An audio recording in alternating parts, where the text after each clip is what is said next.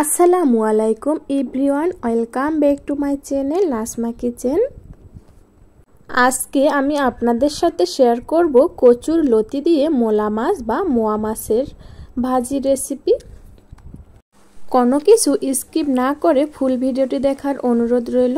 আর যারা এখনও চ্যানেলটি সাবস্ক্রাইব করেননি অবশ্যই সাবস্ক্রাইব করে পাশে থাকা বেল আইকনটি বাজিয়ে দিবেন।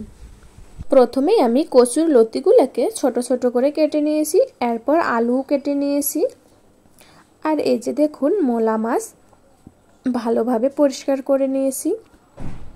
আলুগুলোকে খুব চিকন চিকন করে কেটে নিয়েছি। তো চলুন এখন শুরু করা যাক। কচুর লতিগুলোকে একটা ফ্রাই প্যানে দিয়ে দিলাম।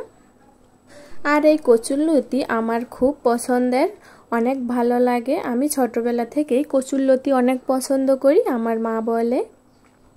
আমার মতো কচুর লতি খেতে কারা কারা পছন্দ করেন অবশ্যই কমেন্টে জানাবেন। লাইক কমেন্ট এবং অবশ্যই বন্ধুদের সাথে শেয়ারও করবেন।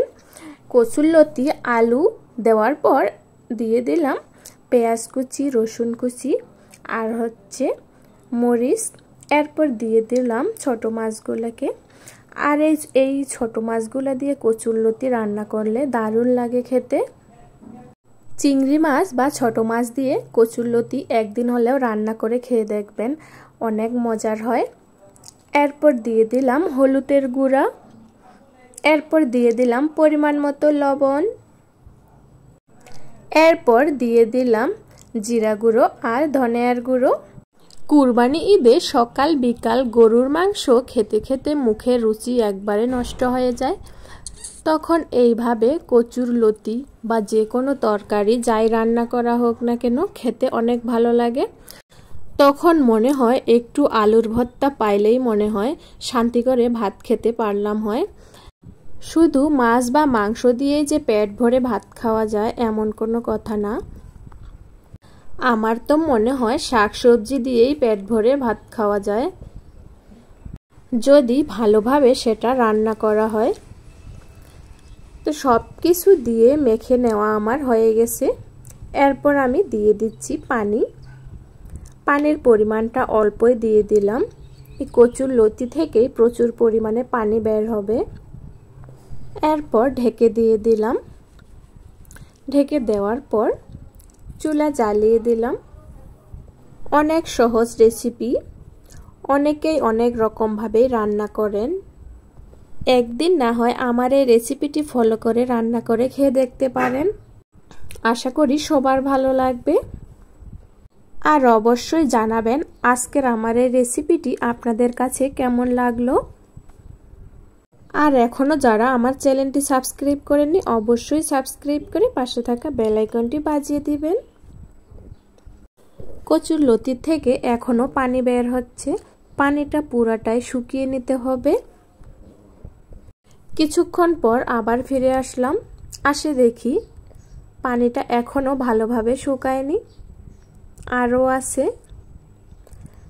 কচুর লতির পানিটা শুকাইতে অনেকটা সময় লাগে, এই জন্য অল্প একটু পানি দিতে হয়। আমি অল্প একটুই পানি দিছি, তারপরে অনেক পানি বের হচ্ছে। আর বেশি সময় নাই, অল্প পানি আছে, এইটুকু পানি খুব তাড়াতাড়ি শুকিয়ে যাবে।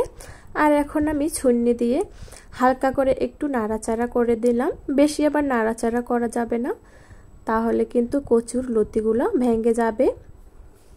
কচুর লতি যেভাবে রান্না করা হোক না কেন আমার তো অনেক ভালো লাগে। কিছুক্ষণ পর আবার ঢাকনা উঠিয়ে দেখি, এইবার দেখুন পানিটা পুরো শুকিয়ে গেছে আর তেল বেরিয়ে এসছে। এখন ছুন্নি দিয়ে হালকা করে একটু নাড়াচাড়া করে দিচ্ছি, নিচে না হলে দাগ লেগে যেতে পারে। চুলার মিডিয়াম আছে এখন আমি ভেজে নিব। কিছুক্ষণ পর আসে দেখি আমার কচুর লতি একবারে রেডি। এই যে দেখুন কত সুন্দর লাগতেছে,